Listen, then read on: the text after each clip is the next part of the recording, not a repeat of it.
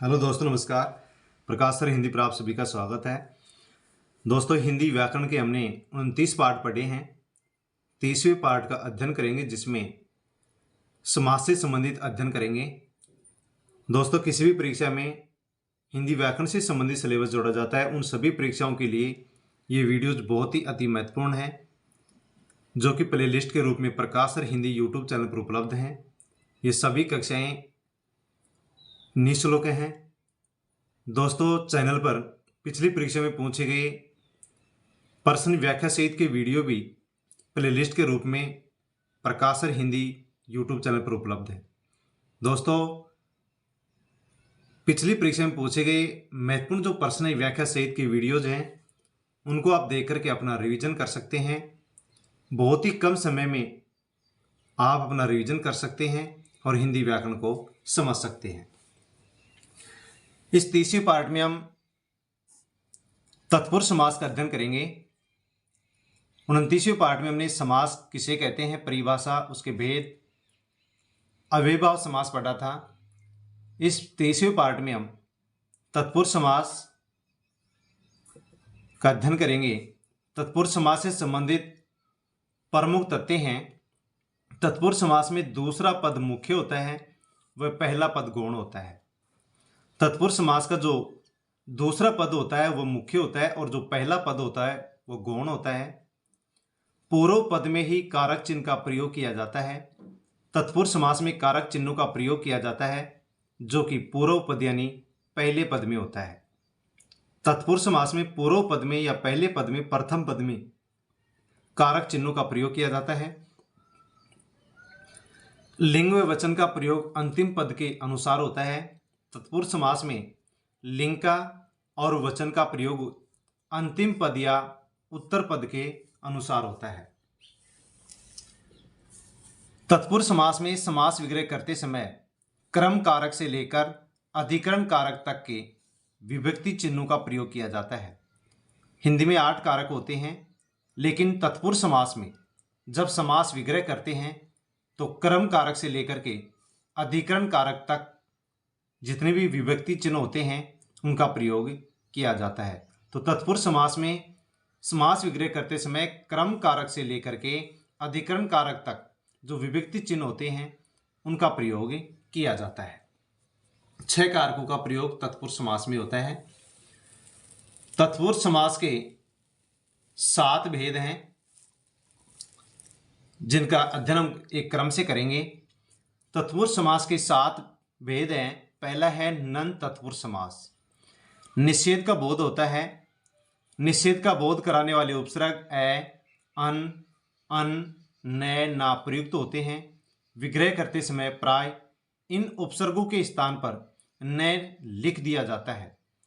तत्पुरुष समास के 7 भेद होते हैं, जिसका पहला भेद है नन तत्पुरुष समास।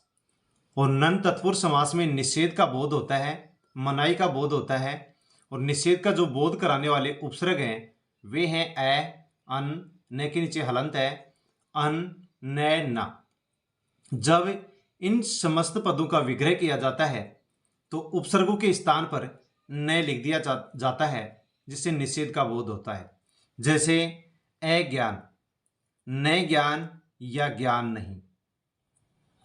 अनमोल, न मोल, मोल नहीं। नापसंद, न पसंद, पसंद नहीं। तो इस प्रकार से तत्पुरुष समास का जो पहला उपभेद है नन तत्पुरुष समास, उसका आसानी से हम विग्रह कर सकते हैं। तत्पुरुष समास का दूसरा उपभेद है लुप्त पद तत्पुरुष समास। जब किसी समस्त पद में कारक चिन्हों के साथ साथ कुछ अन्य पद भी लुप्त हो जाते हैं, वह लुप्त पद या मध्यम पद लोपी तत्पुरुष समास माना जाता है। लुप्त पद तत्पुरुष समास क्या होता है कि किसी भी समस्त पद से कारक चिन्हों के साथ साथ यदि कुछ अन्य पद भी लुप्त हो जाते हैं, कारक चिन्ह लुप्त होते हैं लेकिन उनके साथ कुछ अन्य पद भी लुप्त हो जाते हैं, तो उसे ही लुप्त पद तत्पुरुष समास कहते हैं, या फिर उसे मध्यम पद लोपी तत्पुरुष समास कहते हैं। जैसे उदाहरण देखते हैं, दही बड़ा, दही में डूबा हुआ बड़ा। तो यहाँ पर विभक्ति चिन्हों का तो लोप हुआ ही है, साथ में हम देख सकते हैं यहाँ पर डूबा हुआ, इन पदों का भी यहाँ पर लोप हुआ है। तो ये लुप्त पद तत्पुरुष समास है। पकौड़ी, पकी हुई बड़ी, रेलगाड़ी, रेल पर चलने वाली गाड़ी। तो यहाँ पर कितने पदों का लोप हो गया, विभक्ति चिन्ह का लोप हो गया, साथ में इन पदों का भी लोप हो गया। तो ये लुप्त पद तत्पुरुष समास का उदाहरण है। मधुमक्खी, मधु एकत्र करने वाली मक्खी। वन मानुष, वन में रहने वाला मानुष मनुष्य। वायुयान, वायु में उड़ने वाला यान। तो ये लुप्त पद तत्पुरुष समास था। तत्पुरुष समास का तीसरा जो उपभेद है वह है अलुक तत्पुरुष समास। जब किसी समास में प्रथम पद में कारक का चिन्ह किसी न किसी रूप में विद्यमान रहता है, उपस्थित रहता है, अर्थात संस्कृत के विभक्ति रूपों, शब्द रूपों की तरह प्रथम पद लिखा जाता है, वह ये समास माना जाता है। अलुक तत्पुरुष समास किसे कहते हैं कि जब किसी समास में, अलुक तत्पुरुष समास उसे कहते हैं कि जब किसी समास में प्रथम पद में कारक जो चिन्ह होता है वो लुप्त नहीं होता है। लुप्त होने के बाद भी, लुप्त हो भी जाता है तो लुप्त होने के बाद में भी किसी न किसी प्रकार से विद्यमान रहता है, उपस्थित रहता है। यानी जिस समास में प्रथम पद में कारक चिन्ह उपस्थित रहता है उसे ही अलुक तत्पुरुष समास कहते हैं। जब किसी समास में प्रथम पद में कारक चिन्ह किसी न किसी प्रकार से उपस्थित रहता है, विद्यमान रहता है, तो उसे अलुक तत्पुरुष समास कहते हैं। संस्कृत के अंदर जो विभक्ति रूप होते हैं, शब्द रूप होते हैं, उनकी तरह ही प्रथम पद में विभक्ति चिन्ह किसी न किसी प्रकार से उपस्थित रहता है, उसे अलुक तत्पुरुष समास कहते हैं। जैसे उदाहरण देखते हैं, विश्वम्बर, विश्वम्बर विश्व को भरण करने वाला। मृत्युंजय, मृत्यु को जय करने वाला। मनसीज, मन में जन्म लेने वाला। ऊंट पटांग, ऊंट पर टांग, जिसका अर्थ होता है बेतुका। भयंकर, भय को करने वाला। वसुंधरा, वसुओं को धारण करने वाली। तो यहां पर हम देख पा रहे हैं कि यहां पर अनुस्वार का प्रयोग किया गया इन सभी शब्दों में। तो यहां पर ये विभक्ति जो चिन्ह है वो किसी न किसी प्रकार से उपस्थित है। जैसे मान लो मन होता है, शुद्ध शब्द मनस होता है। मृत्यु है, शुद्ध शब्द मृत्युम होता है। इसी प्रकार से यहां पर अलुक तत्पुरुष समास है। तत्पुरुष समास का चौथा उपभेद है उपपद तत्पुरुष समास। जब किसी समास में द्वितीय यानी दूसरे पद, द्वितीय पद कोई स्वतंत्र सार्थक शब्द न होकर कोई प्रत्यय होता है तो वह उपपद तत्पुरुष समास माना जाता है। उपपद तत्पुरुष समास कहाँ होता है कि जब किसी समास में द्वितीय पद या दूसरा पद कोई स्वतंत्र या सार्थक शब्द न होकर के कोई प्रत्यय होता है, यानी जिस समास उपपद तत्पुरुष समास उसे कहेंगे कि जिस समस्त पद में दूसरा पद कोई स्वतंत्र पद ना हो, सार्थक पद ना हो, बल्कि कोई प्रत्यय हो। यदि किसी समस्त पद का दूसरा पद प्रत्यय है तो उसे हम उपपद तत्पुरुष समास कहते हैं। जैसे उदाहरण, स्वर्णकार, स्वर्ण का काम करने वाला। तो यहां पर जो कार है ये प्रत्यय है। स्वर्ण प्रथम पद है, कार दूसरा पद है, द्वितीय पद है। तो यहां पर जो दूसरा पद है, द्वितीय पद है, ये स्वतंत्र पद नहीं है, ये सार्थक पद शब्द नहीं है, बल्कि प्रत्यय है। तो स्वर्णकार यहां पर उपपद तत्पुरुष समास का उदाहरण है। यहां पर कार प्रत्यय है। सुखप्रद, सुख को प्रदान करने वाला, यहां पर पर्द प्रत्यय है। राजनीतिज्ञ, राजनीति को जानने वाला, ज्ञ प्रत्यय है। नीरज, नीर में जन्म लेने वाला, जय प्रत्यय है। मनोज्ञ, मन को जानने वाला, ज्ञ प्रत्यय है। तो जिस भी समस्त पद का दूसरा पद यदि प्रत्यय है तो उसे उपपद तत्पुरुष समास कहते हैं, जिनके उदाहरण भी हमने आसानी से पढ़े हैं, समझे हैं। दोस्तों, बहुत ही कम समय में हम आसानी से हिंदी व्याकरण के नोट्स भी तैयार कर सकते हैं, या फिर हम 1 2 3 बार वीडियो देख करके बहुत ही कम समय में रिवीजन भी कर सकते हैं। लुप्त कारक चिन्ह तत्पुरुष समास। इस समास में दोनों शब्दों के बीच कर्म कारक से लेकर अधिकरण कारक तक के चिन्हों में से कोई भी एक चिन्ह लुप्त रहता है। विग्रह करते समय उन कारक चिन्हों को दोनों शब्दों के बीच में लिख दिया जाता है। लुप्त कारक चिन्ह तत्पुरुष समास। जिस समास में कारक चिन्ह लुप्त होते हैं, गायब होते हैं, उसे लुप्त कारक चिन्ह तत्पुरुष समास कहते हैं।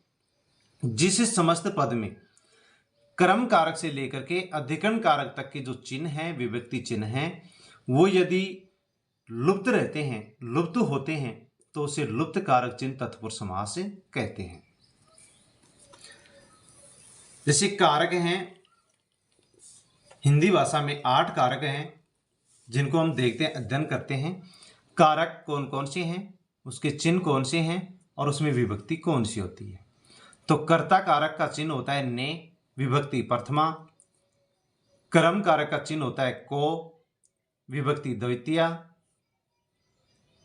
करण कारक के चिन्ह है से या के द्वारा, विभक्ति तृतीया। संप्रदान कारक का विभक्ति चिन्ह है के लिए, विभक्ति चतुर्थी। अपादान कारक विभक्ति चिन्ह है से, अलग होने के अर्थ में, विभक्ति पंचमी है। संबंध कारक विभक्ति चिन्ह है का, के, की, इसमें रा, रे, री, ना, ने, नी भी आता है, विभक्ति है षष्ठी।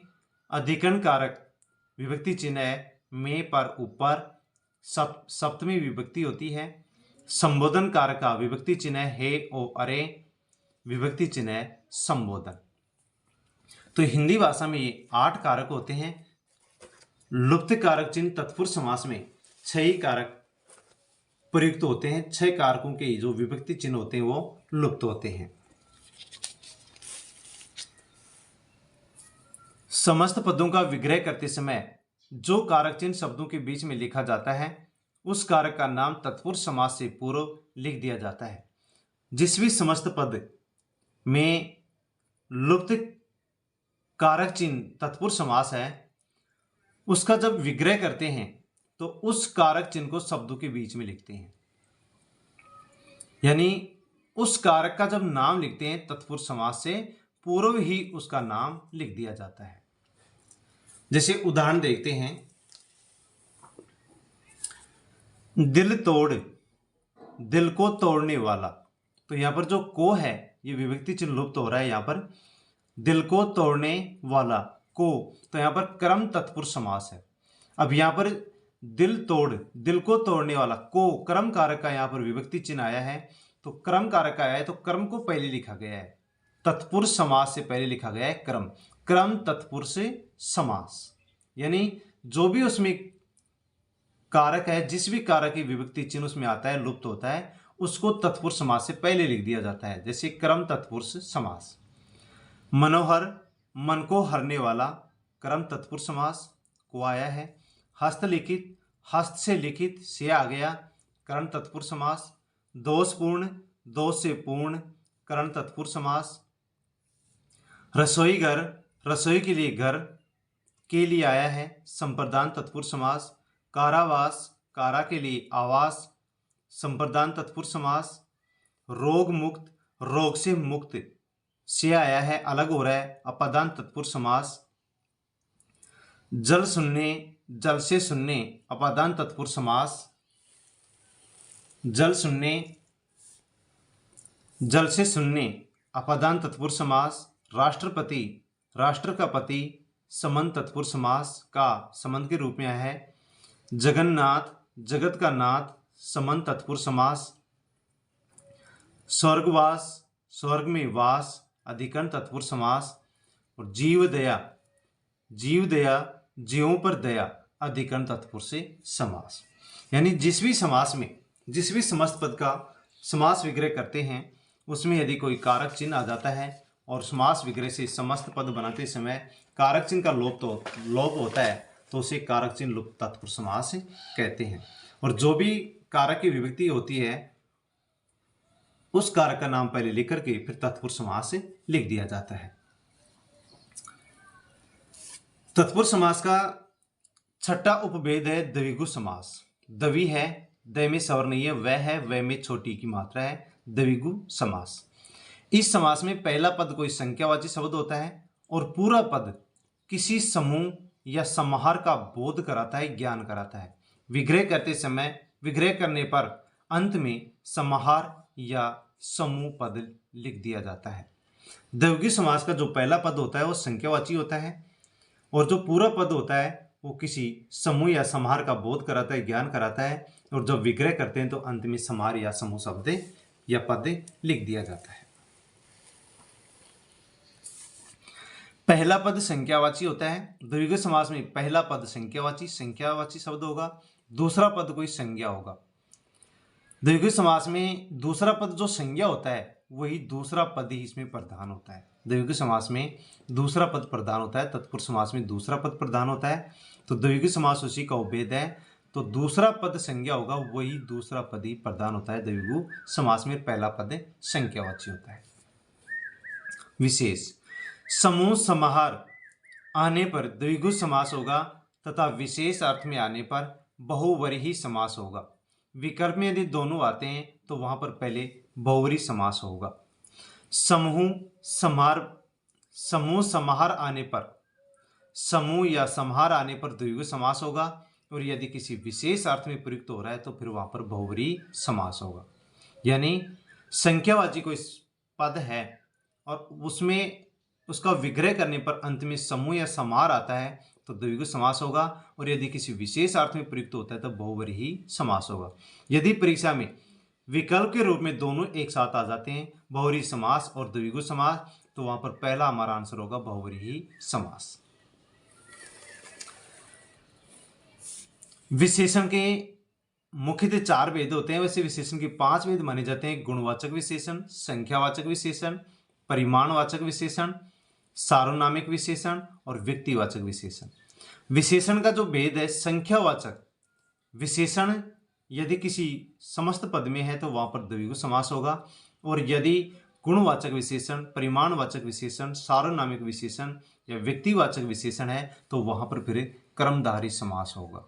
तो दोस्तों आसानी से हम समझ सकते हैं कि संख्यावाचक विशेषण है तो द्विगु समास, गुणवाचक, परिमाणवाचक, सार्वनामिक, व्यक्तिवाचक यदि विशेषण है तो फिर वहां पर क्रमधारी समास होता है। जैसे उदाहरण दोपहर शुद्ध शब्द होता है, दोपहर हम बोलते हैं दोपहर, दोपहर शुद्ध शब्द नहीं होता है, शुद्ध शब्द होता है दोपहर, दोपहर के बाद का समय। दो प्रहर के बाद का समय दोपहर कहलाता है। 8 प्रहर होती हैं, 24 घंटों में 8 पहर होती हैं। दोपहर, दोपहर के बाद का समय द्विगु समास है। दो नाली, दो नाल वाली। एकांकी, एक अंक का नाटक। त्रिभुज, 3 भुजाओं वाला या 3 भुजाओं का समूह है। चौखट, 4 खूंटों वाली। सप्ताह, सप्त अहनु का समूह है या सप्त दिनों का समूह है। तो यहाँ पर हम शब्द को देख सकते हैं, अहन लिखते हैं तो न के नीचे हलंत लगता है, इसमें स्वर नहीं होता है। शतक, 100 का समाहार। इकलौता, एक ही है जो। त्रिफला, 3 फलों का समूह है। 18, 8वें वार को लगने वाला बाजार। चवन्नी, 4 आनों का समूह है। द्विगु समास है। विशेष 1 से लेकर 10 और 10 से भाज्य संख्याओं में तथा उन उपसर्ग वाली संख्याओं में द्विगु समास होता है। अन्य समस्त संख्यावाची शब्दों में समाहार द्वंद्व समास माना जाता है। तो दोस्तों हम आसानी से यहाँ पर द्विगु समास और द्वंद्व समास में भी अंतर समझ सकते हैं कि 1 से लेकर के 10 तक की संख्याओं में द्विगु समास होगा।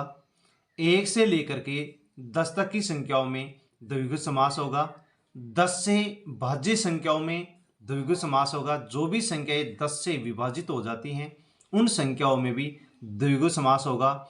और जिन संख्याओं के प्रारंभ में उन उपसर्ग लगा हुआ है उनमें भी द्विगु समास होगा।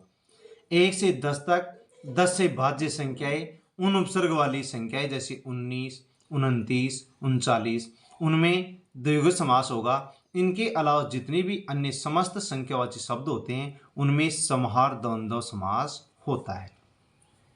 आसानी से हम समझ सकते हैं 1 से 10 तक की संख्याएं, 10 से विभाजित संख्याएं, उन उपसर्ग वाली संख्याओं में द्विगु समास होगा। इनके अलावा जो भी संख्यावाची शब्द हैं उन सभी में समाहार द्वंद्व समास होता है। तो दोस्तों ये हमने तत्पुरुष समास जिसके उपभेद थे उनको हमने पढ़ा है। जो एक उपभेद बचा है उसका हम अगले वीडियो में अध्ययन करेंगे। दोस्तों बहुत ही कम समय में आसानी से हम इन वीडियोस को देख करके हिंदी व्याकरण का रिवीजन कर सकते हैं। परीक्षा के समय तो ये वीडियोस इतनी अति महत्वपूर्ण हैं कि आप बहुत कम समय में बहुत ही जल्द हिंदी व्याकरण का रिवीजन कर सकते हैं। विस्तार से पढ़ने के लिए हम किसी एक पुस्तक का सहारा ले सकते हैं ताकि अन्य जो भी जितने उदाहरण हैं उनका हम अध्ययन कर सकें। धन्यवाद।